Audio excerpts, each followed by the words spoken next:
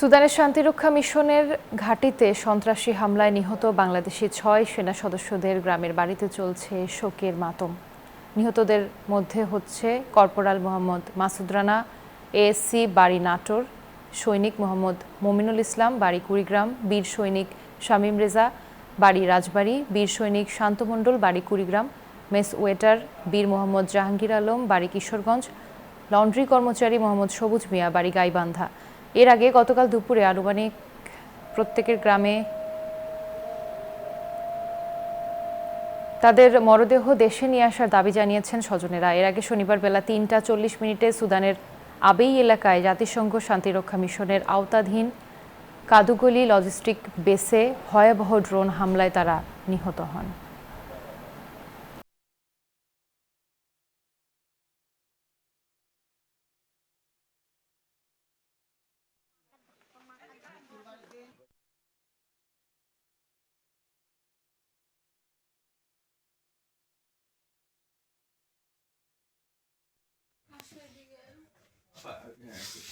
কিন্তু কি হয়েছে আমাদের বলে না।